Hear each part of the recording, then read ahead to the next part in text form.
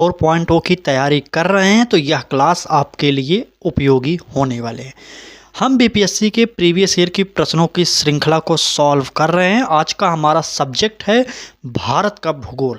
भारत के भूगोल के अंतर्गत आज का जो हमारा टॉपिक होगा वो टॉपिक है वन क्षेत्र। इस टॉपिक से पूछे गए अब तक बीपीएससी के सारे प्रश्नों को हम आज सॉल्व करने वाले हैं।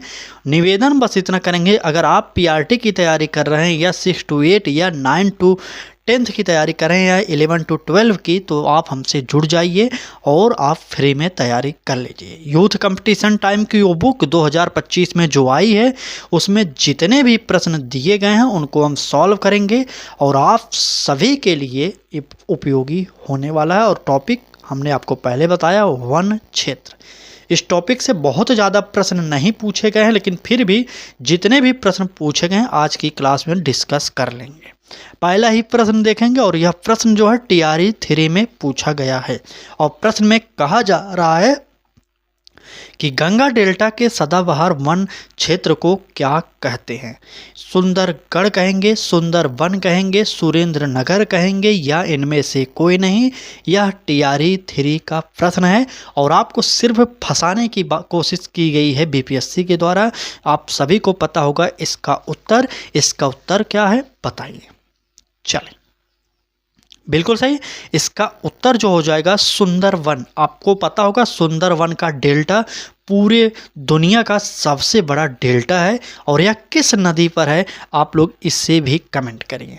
और हम पूछना चाहेंगे एक प्रश्न और यहाँ पर, बताइए सुंदरवन इसका नाम किस लिए पड़ा, बताइए एक बार। चलिए, बिल्कुल सही। सदाबहार वन क्षेत्रों में सबसे अधिक जो है सुंदरी वृक्षों की अधिकता के कारण ही इस क्षेत्र का नाम सुंदरवन बन गया और यह विश्व के सबसे बड़ा मैंग्रोव क्षेत्रों में से एक है। आपको यह भी जानना चाहिए गंगा, ब्रह्मपुत्र और मेघना नदियों पर यह डेल्टा अवस्थित है। तीनों नदियों का नाम याद कर लीजिए। वैसे तो आप अगर ब्रह्मपुत्र नदी याद किए रहेंगे तो यहाँ से भी काम हो जाएगा काफ़ी सारे प्रश्नों में, लेकिन गंगा, ब्रह्मपुत्र दोनों नदियों का नाम याद कर लीजिए और एक तीसरी नदी मेघना है। तीनों नदियों का कह सकते हैं कि संगम पर इसका स्थापना हो स्थित है, मतलब ठीक है, स्थित है। चलिए, तो हमारा इस प्रश्न का सुंदरवन बी ऑप्शन सही हो जाएगा। आगे बढ़ेंगे और अगला प्रश्न फिर से टीआरई 3 में पूछा गया है और यह टीआरई 3 का वो प्रश्न है। प्रश्न में कहा जा रहा है भारत के किस राज्य में सर्वाधिक सागवान के जंगल पाए जाते हैं। तो यह प्रश्न बहुत ही इंपॉर्टेंट है जो बीपीएससी टीआरई 3 का री एग्जाम हुआ था जो कैंसिल हो गया था उसमें पूछा गया था। चले, प्राइमरी में पूछा गया, जी हाँ प्राइमरी में पूछा गया है 1 से 5 वाले में। आप लोगों के लिए दोनों के लिए उपयोगी है। क्या बिहार में पाया जाता है, कर्नाटक में और मध्य प्रदेश में या इनमें से कोई नहीं। यह मत समझिए कि आपका बीपीएससी का पेपर है और बिहार का पेपर है तो आप लोग बिहार ही टिक कर दें, ऐसा मत करिएगा। कई लोग ऐसे होंगे जो तुक्का मारेंगे तो बिहार में ही तुक्का मारेंगे, ऐसा नहीं होना चाहिए। हमारा जो उत्तर होगा वो हो जाएगा मध्य प्रदेश। मध्य प्रदेश में 2021 की जनगणना के अनुसार सबसे अधिक जो वृक्षों की संख्या थी वो था सागवान का वृक्ष। ठीक है, 2 प्रश्न हमने टीआरई 3 के देख लिए। अब आगे कुछ प्रश्न हम स्कूल टीचर की परीक्षा 2023 में हुई थी, बीपीएससी के द्वारा कराई गई थी, उसके प्रश्न देखने वाले हैं। अगर आपको क्लास अच्छी लग रही हो तो लाइक कर दीजिए और अपने मित्रों तक अभी तक क्लास को शेयर नहीं किए तो शेयर कर दीजिए एक बार। चलें, अगला प्रश्न बीपीएससी स्कूल टीचर 2023 का यह प्रश्न में कहा जा रहा है भारत में उष्णकटिबंधीय वर्षा वन पाए जाते हैं। कहाँ पर पाए जाते हैं, क्या कर्नाटक में, हिमाचल प्रदेश में, केरल में या उपयुक्त में से एक से अधिक। बताइए कौन सा उत्तर हमारा सही हो जाएगा। चलिए, बिल्कुल सही, हमारा उत्तर जो हो जाएगा उपयुक्त में से एक से अधिक, क्योंकि कर्नाटक में भी पाया जाता है, हिमाचल प्रदेश में और केरल में। तो यहाँ पर हमारा उत्तर जो है एक से अधिक हो जाएगा। A1 भारत के पश्चिमी घाट, असम के ऊपरी हिस्से, तमिलनाडु तट, ठीक है, तमिलनाडु का तट और लक्षद्वीप एवं अंडमान और निकोबार द्वीप समूह में पाए जाते हैं। इसलिए हमारा जो उत्तर निकलेगा एक से अधिक, डी ऑप्शन हमारा यहाँ पर सही हो जाएगा। ठीक, चलिए आगे बढ़ेंगे, अगले प्रश्न देखेंगे क्या कह रहा है हमारा। अगले प्रश्न थोड़ा सा छोटा कर लेंगे और प्रश्न को देखेंगे। कह रहा है कि निम्नलिखित में से कौन सी विशेषता मैंग्रोव वनों से संबंधित है। कौन सी विशेषता है? क्या घने लंबे वृक्ष होते हैं? या बी ऑप्शन में कहा गया है पौधों की जड़ें पानी के अंदर डूबी होती हैं। और सी ऑप्शन कह रहा है दलदल, कीचड़ और खारा तटीय जल आदर्श आवास है। और डी ऑप्शन में इनमें से सभी। बताइए एक से अधिक होगा, क्या होगा उत्तर बताइए। यह प्रश्न टीआरई थ्री में पूछा गया था, जो पेपर 2 हुआ था उसमें यह प्रश्न आया था। तो बताइए उत्तर क्या होगा हमारा सही। चले, मैंग्रोव वनों की विशेषता की बात कर रहा है तो घने लंबे वृक्ष होते हैं, इतना आप जानते रहिए। पौधों की जड़ें पानी के अंदर डूबी रहती है, ये भी आप जानते रहिए। दलदल, कीचड़ और खारा तटीय जल आदर्श आवास है। तो इस प्रकार से हम कह सकते हैं इसका भी आंसर जो होगा डी ऑप्शन सही हो जाएगा। ठीक है, मैंग्रोव वन कच्छ, ज्वारी, संकरी खाड़ी, पंक मैदानों और ज्वार नदमुख के तटीय क्षेत्रों पर उगते हैं। इनमें बहुत लवण से न प्रभावित होने वाले पेड़ पौधे होते हैं, मतलब लवणता से न प्रभावित होने वाले पेड़ पौधे पाए जाते हैं। आप इसे भी जानते रहिए, यहाँ पर इम्पोर्टेंट टॉपिक है आपके लिए। चलिए आगे बढ़ेंगे, अगला प्रश्न देखेंगे। अगले प्रश्न में कहा क्या जा रहा है, कह रहा है कि किस प्रकार के वन भारत में सबसे अधिक वन क्षेत्र में पाए जाते हैं। ए ऑप्शन कह रहा है उष्णकटिबंधीय आर्द्र सदाबहार वन। और बी ऑप्शन कह रहा है उष्णकटिबंधीय अर्ध सदाबहार वन। और सी ऑप्शन कह रहा है उष्णकटिबंधीय अर्ध पर्णपाती वन। और डी ऑप्शन उष्णकटिबंधीय शुष्क पर्णपाती वन। बिहार एपीओ की परीक्षा 2020 में हुई थी, आपका यह प्रश्न वहीं पर पूछा गया था। बताइए क्या होगा हमारा आंसर। चलिए बिल्कुल सही, हमारा उत्तर जो हो जाएगा उष्णकटिबंधीय शुष्क पर्णपाती वन।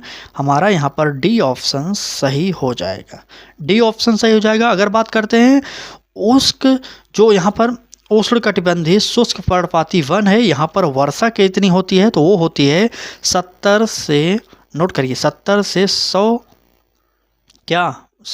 सेंटीमीटर। बिल्कुल सही, 70 से 100 सेंटीमीटर की वर्षा होती है यहाँ पर। ठीक है, और भारत में सर्वाधिक क्षेत्रफल पर इन्हीं वनों का विस्तार पाया जाता है। आपसे यहाँ पर एक प्रश्न और पूछा जा सकता है कि भारत में सर्वाधिक क्षेत्र पर कौन से वन पाए जाते हैं, तो वहाँ पर आपका उत्तर भी उष्णकटिबंधीय शुष्क पर्णपाती वन ही होगा। ठीक है, उष्णकटिबंधीय शुष्क पर्णपाती वनों में मुख्य रूप से कौन कौन से वृक्ष पाए जाते हैं, तो आप लोग उसे भी नोट कर लीजिए कौन कौन से वृक्ष होंगे। तो पहला वृक्ष होगा साल। ठीक है, साल, सागवान, चलिए साल, सागवान, शीशम, ये 3 वृक्ष इंपॉर्टेंट हैं। ये 3 वृक्ष मुख्य रूप से पाए जाते हैं। वैसे तो बहुत सारे वृक्ष पाए जाते हैं लेकिन ये तीनों मुख्य होते हैं, आप इसे भी जानते रहिएगा। तो इस प्रश्न का जो उत्तर होगा हमारा डी ऑप्शन उष्णकटिबंधीय शुष्क पर्णपाती वन हो जाएगा। डी ऑप्शन हमारा यहाँ पर सही हो जाएगा। ठीक है, चलिए आगे बढ़ेंगे और अगले प्रश्न पर चलेंगे। अगले प्रश्न में कहा जा रहा है 44वें बीपीएससी प्री के एग्जाम में यह प्रश्न पूछा गया था। प्रश्न में कहा क्या जा रहा है एक बार देख लीजिए। साल के वनों का सर्वाधिक भंडार पाया जाता है। बताइए कौन सा उत्तर हमारा सही हो जाएगा। चले देखते हैं कितने लोग जल्दी से उत्तर दे देते हैं। जल्दी से कमेंट करिए और उत्तर दीजिए। साल के वनों का सर्वाधिक भंडार पाया जाता है कहाँ पर? क्या नीलगिरी पहाड़ियों में, दून घाटी में, अरावली में या असम में? तो इसका उत्तर क्या होगा बताइए। बिल्कुल सही, इसका जो उत्तर हो जाएगा वह होगा नीलगिरी की पहाड़ियों में साल के वन सर्वाधिक पाए जाते हैं। साल के वनों की बात करें तो साल के वन हिमालय के निचले ढालों एवं तराई के भागों में एवं उत्तर प्रदेश, उत्तराखंड, बिहार, मध्य प्रदेश, उत्तरी तमिलनाडु, उड़ीसा में भी फैले हैं। और इसके रंगों की बात करें, यह किस रंग का होता है? भूरे रंग का होता है। ठीक है, भूरे रंग का होता है, इसे भी आप जान जाइए। और कठोर होता है, कठोर और टिकाऊ दोनों होगा, मुलायम नहीं होता, कठोर और टिकाऊ होगा। और इसका प्रयोग आपसे पूछा जाए साल के वृक्षों का प्रयोग किस में किया जाता है, तो आपको पता होगा कि रेल के डिब्बे इससे बनाए जाते हैं, लकड़ी की पेटियां बनाई जाती हैं, फर्नीचर बनाए जाते हैं और जहाज तक इसके वृक्षों की लकड़ियों से बनाए जाते हैं। तो आप इसे भी जान जाइए आराम से। ठीक, चलिए, क्लास अच्छी लग रही हो तो लाइक कर दीजिए। चैनल पर पहली बार आए हों, अभी तक सब्सक्राइब नहीं किया हो तो सब्सक्राइब करके बेल आइकन को ऑन कर लीजिए, क्योंकि यहाँ पर आपको बिहार शिक्षक भर्ती के साथ साथ सभी परीक्षाओं की तैयारी निःशुल्क में कराई जा रही है। ठीक है, चलिए आगे बढ़ेंगे और अगले प्रश्न को देखेंगे क्या कह रहा है। अगले प्रश्न में कहा जा रहा है, निम्नलिखित में से किस राज्य में सर्वाधिक क्षेत्र वनों के अंतर्गत पाया जाता है? हिमाचल प्रदेश होगा, असम होगा, आंध्र प्रदेश होगा या अरुणाचल प्रदेश होगा? सर्वाधिक क्षेत्र वनों के अंतर्गत पाया जाता है, आप कमेंट करिए एक बार। चलिए, यह 2021 के जनगणना के अकॉर्डिंग दिया गया था। 63वीं बीपीएससी प्री के एग्जाम में यह प्रश्न पूछा गया था, लेकिन इसका उत्तर जो हम देंगे वह 2021 के जनगणना के अनुसार ही देंगे। तो हमारा उत्तर जो हो जाएगा अरुणाचल प्रदेश हो जाएगा। यह प्रश्न 2018 में बीपीएससी के द्वारा पूछा गया था, लेकिन हम उत्तर जो दे रहे हैं 2021 के जनगणना के अनुसार। 2021 के जनगणना किसके अनुसार? तो वन रिपोर्ट जो प्रस्तुत की गई थी 2021 में, उसके अकॉर्डिंग हम यहाँ पर उत्तर दे रहे हैं। ठीक है, चले, अरुणाचल प्रदेश आप लोग सही कर लीजिएगा। आगे बढ़ेंगे और अगले प्रश्न को देखेंगे। कह रहा है, भारत के कुल भौगोलिक क्षेत्र में वन क्षेत्र का क्या प्रतिशत है? ए ऑप्शन कह रहा है 20.7%, बी ऑप्शन 21.7 और सी ऑप्शन 22.7 और डी ऑप्शन इनमें से कोई नहीं। तो आप लोग कमेंट जल्दी से कर दीजिए और उत्तर हमें बताइए क्या सही होगा हमारा उत्तर। चलिए बताइए, देखते हैं कितने लोग जल्दी जल्दी उत्तर देते हैं। बताते रहिए आप लोग। बिल्कुल सही, तो आप सभी को पता होगा हमारा उत्तर 21.7% बी ऑप्शन हमारा यहाँ पर सही हो जाएगा। वर्तमान में देहरादून स्थित भारतीय वन सर्वेक्षण विभाग की 17वीं द्विवार्षिक रिपोर्ट 2021 के अनुसार भारत के कुल भौगोलिक क्षेत्र में, तो आपको बताना चाहेंगे यहाँ पर 21.71%। ठीक है, 21.71% है, लेकिन यहाँ पर 21.7% दिया गया, अकॉर्डिंग हो गया उतना। ठीक है, क्योंकि यहाँ पर आंसर में यही बीपीएससी के द्वारा उत्तर बताया गया था, इसलिए इसका हम उत्तर 21.7 ही मानेंगे, लेकिन रिपोर्ट में 21.71 दिया गया था। ठीक है, चलिए अगले प्रश्न की बात करेंगे। तो कह रहा है कि भारत के निम्नलिखित क्षेत्रों में से कहाँ उष्णकटिबंधीय आर्द्र सदाबहार वन नहीं उगते? बताइए कहाँ पर नहीं उगेंगे। ए ऑप्शन कह रहा है पूर्वी घाट, बी ऑप्शन कह रहा है पश्चिमी घाट, सी ऑप्शन कह रहा है अंडमान द्वीप और डी ऑप्शन कह रहा है उत्तर पूर्वी क्षेत्र। बताइए भारत के निम्नलिखित क्षेत्रों में से कहाँ उष्णकटिबंधीय आर्द्र सदाबहार वन जो है नहीं उगेंगे? तो बताइए जल्दी से। चलिए, कहाँ पर नहीं उगेंगे? तो बिल्कुल सही, पूर्वी घाट हमारा उत्तर सही हो जाएगा। ये वन पूर्वी घाट में नहीं उगेंगे, हमारा ए ऑप्शन सही हो जाएगा। बिहार सीडीपीओ की प्रारंभिक परीक्षा 2018 में हुई, उसमें यह प्रश्न बीपीएससी के द्वारा पूछा गया था। अगर आप एनसीईआरटी पढ़ना चाहते हैं तो आप हमारे साथ जुड़ सकते हैं। हमारे चैनल पर आपको एनसीईआरटी की ज्योग्राफी भी स्टार्ट कर दी गई है। क्लास 6 से स्टार्ट हुई, चैप्टर 1, 2, 3 ऐसे चैप्टर वाइज हम लोग पढ़ेंगे। डेली एक चैप्टर पढ़ेंगे। एक दिन बीपीएससी प्रीवियस ईयर की क्लास होगी, एक दिन एनसीईआरटी की क्लास होगी, ऐसे ऐसे हम पढ़ेंगे। और बीच बीच में कुछ क्लासेज रेलवे की भी हमें करानी पड़ेगी, क्योंकि कई साथी हमारे हैं जो हमारे साथ जुड़े हुए हैं रेलवे ग्रुप डी और एनटीपीसी 2025 की क्लासेज के लिए। तो हम सभी को क्लास प्रोवाइड करेंगे, क्योंकि हम तो किसी से पैसा तो ले नहीं रहे हैं कि स्पेशली एक लोगों को ही पढ़ाने वाले हैं। ठीक है, सबसे अधिक क्लासेज बिहार शिक्षक भर्ती की होगी। हफ्ते में 1 या 2 क्लासेज जो है एनटीपीसी और ग्रुप डी वालों के लिए कराएंगे। ठीक है, अभी नहीं करा रहे हैं लेकिन कराएंगे, समझ लीजिए। बीच बीच में अभी भी 1-2 क्लास आ रही है, लेकिन कंटिन्यू ग्रुप डी की और एनटीपीसी की क्लासेज हमारे चैनल पर नहीं हो पा रही हैं, क्योंकि थोड़ी सी समस्या हो रही है। लेकिन कुछ दिन बाद हमारे चैनल पर नहीं ज़्यादा तो कम से कम संडे को एक क्लास ग्रुप डी और एनटीपीसी वालों के लिए भी होगी। ठीक है, बाकी हफ्ते में 6 दिन बिहार शिक्षक भर्ती जोर लगा के पढ़ेंगे, चाहे बात करें एनसीईआरटी की, चाहे बात करें बीपीएससी प्रीवियस ईयर की। इन सारी की सारी क्लासेज को आप हमारे साथ देख सकते हैं। जो भी एनसीईआरटी की क्लासेज हमारे चैनल पर आ गई हैं, अगर आप लोग उन क्लासेज को नहीं देख पाएँ तो जल्दी से प्लेलिस्ट पर विजिट करिए, वहाँ पर बहुत सारी क्लासेज आपका इंतज़ार कर रहे हैं, आप उनको जल्दी से एक बार देखिए। ठीक है, चलिए आगे बढ़ेंगे, अगले प्रश्न को देखेंगे। अगले प्रश्न में कहा जा रहा है सुंदरवन क्षेत्र में है, क्या है? ए ऑप्शन उष्णकटिबंधीय आर्द्र सदाबहार वन, बी ऑप्शन कह रहा है उष्णकटिबंधीय आर्द्र वन, और सी ऑप्शन मैंग्रोव वन, और डी ऑप्शन इनमें से कोई नहीं। बताइए।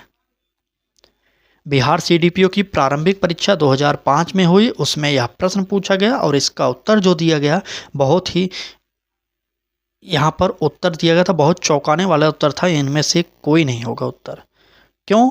यहाँ पर जो उत्तर माना गया था वो था सघन मैंग्रोव वन, सघन मैंग्रोव वन कहा गया था उत्तर, इसलिए हमारा इसमें जो उत्तर हो जाएगा इनमें से कोई नहीं, डी ऑप्शन सही हो जाएगा। ठीक, जो लोग पहली बार हमसे जुड़े थे आज की इस क्लास में, वो लोग ज़रूर कमेंट करके बता दीजिएगा कि आज की क्लास आपको कैसे लगी। आज की इस क्लास में बस इतने ही प्रश्न थे, हमारी क्लासेज में डेली उतने ही प्रश्न शामिल किए जाते हैं जितना कि आप आसानी से याद कर सकें। एक भी प्रश्न जो बीपीएससी प्रीवियस ईयर हम आपको करा रहे हैं, एक भी प्रश्न अपने मन से नहीं करा रहे हैं, सारे के सारे प्रश्न पॉइंट टू पॉइंट जो आपके बीपीएससी ने पूछा है, बीपीएससी ने जो उत्तर दिया है उसी को हम सॉल्व करा रहे हैं। बाकी एनसीईआरटी जो करा रहे हैं, एनसीईआरटी तो अपने हिसाब से पढ़कर, अपने हिसाब से प्रश्न बनाकर जो जो इम्पोर्टेंट प्रश्न लगता है वही आपको प्रोवाइड करते हैं। ठीक है, तो चलिए हम उम्मीद करते हैं आप हमारे साथ जुड़कर अच्छे से तैयारी कर रहे होंगे। तो किसी बात की टेंशन मत लीजिए, ज्योग्राफी की 40 नंबर कहीं नहीं जाने वाला, अब तो हम एनसीईआरटी भी स्टार्ट कर दिए हैं। ठीक है, तो आप लोग तैयारी करिए फ्री में और अपने मित्रों को भी बताइए। ठीक, चलिए आज की इस क्लास में बस इतना ही, कल फिर मिलेंगे एक नए क्लास के साथ, तब तक आप पढ़ते रहिए। धन्यवाद।